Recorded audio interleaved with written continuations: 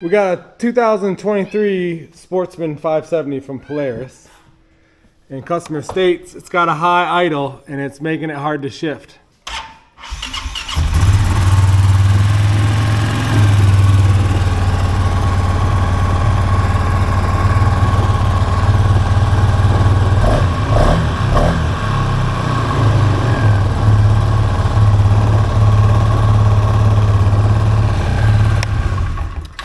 And these idles should be around 1200 RPMs, I do believe. So we're pushing 2000, that's way too hot.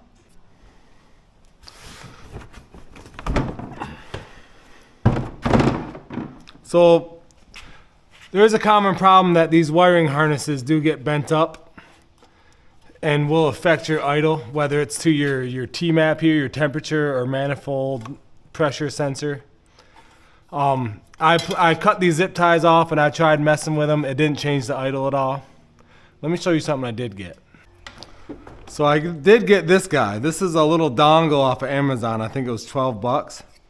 And what this will do, we'll take that port that all these new fuel injection quads have. This is a Polaris 8-pin, and change it into, if you can recognize it, it's an OBD2 16-pin. And that lives up here. You gotta take it out of your safety clip there. And now you can plug that guy in.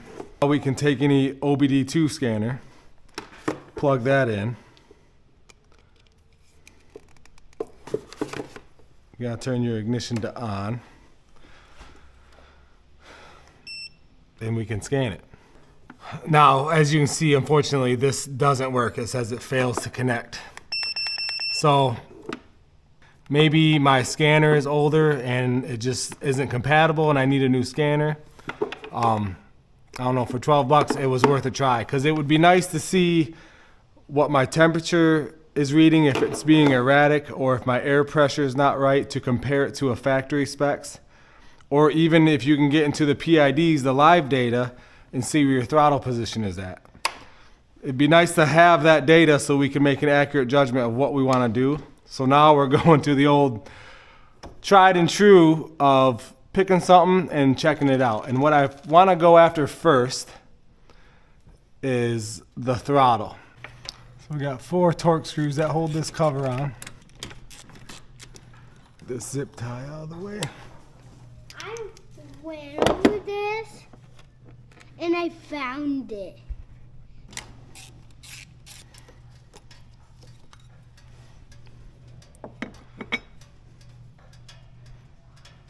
It looks like there's a gap between your minimum throttle and that plate, because I can rock this.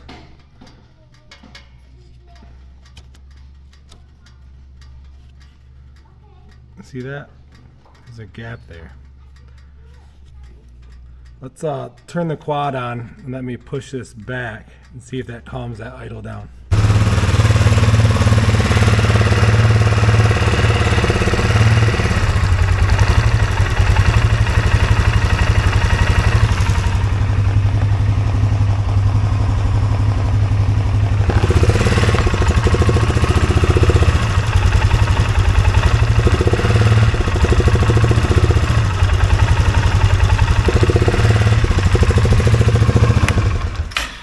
Well, that's what it is, but why isn't that sucker coming all the way back? Do we have a issue up at the thumb throttle?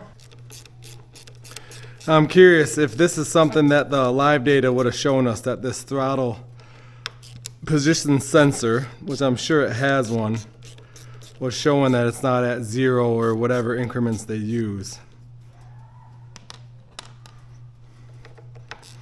That would have been the smoking gun if we could see that data, but since we don't, we are finding it the old-fashioned way. It's like a right to repair issue, isn't it?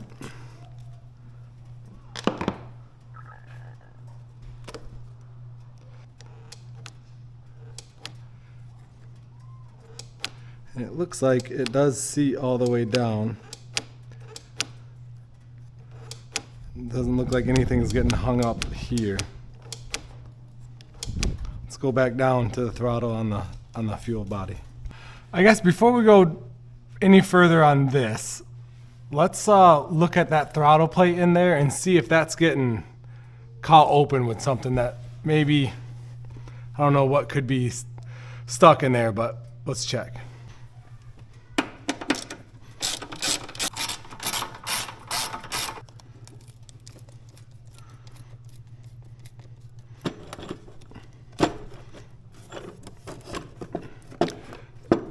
Just lift that out of the way for now.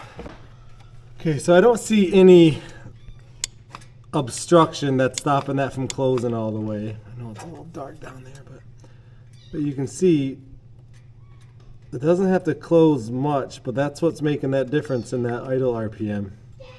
So the only other thing that would stop that from closing all the way is this guy on this side. Best way to get at that is just to take this throttle body off the rest of the way.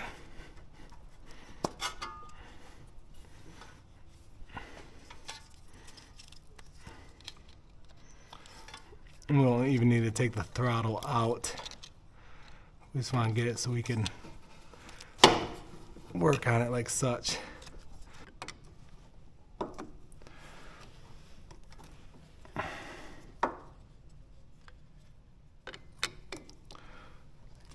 I wonder, see how these things are slotted? Ah, did this thing get jolted loose? Let's leave this loose and see if that's closed all the way now. Oh, that doesn't seem to be affecting that gap. Okay, so from what I can tell, our throttle position sensor is not the cause of creating this gap. So my mind is thinking of, it's got to be more of mechanical.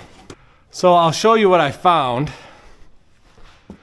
And it was where the cable, this is your adjustment for that throttle cable. So this was all backed away from this lock nut.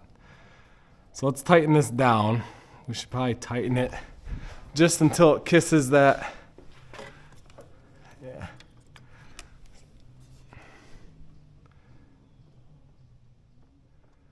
We want it just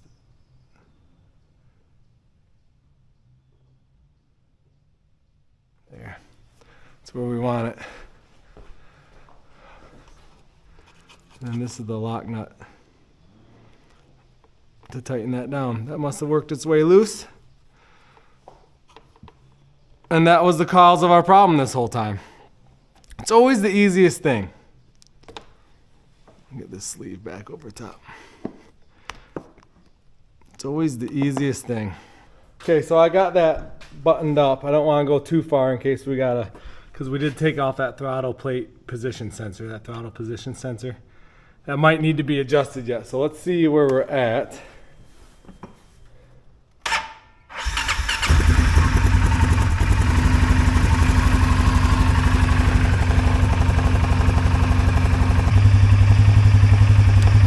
Okay, 1350, 1400 is where we want. You can see I can shift it and it's not gonna,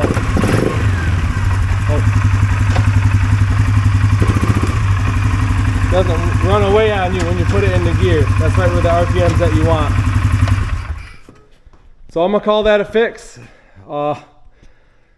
Again, if we had that the ability to look at the PIDs, to look at the live data from the computer, we could have seen that throttle position was not at 0 or whatever increments they use. I don't know what Polaris uses, but it would be slightly open.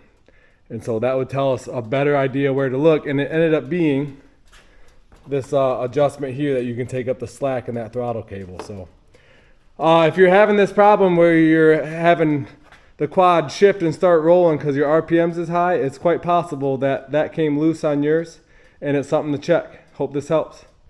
Hey, thanks for watching.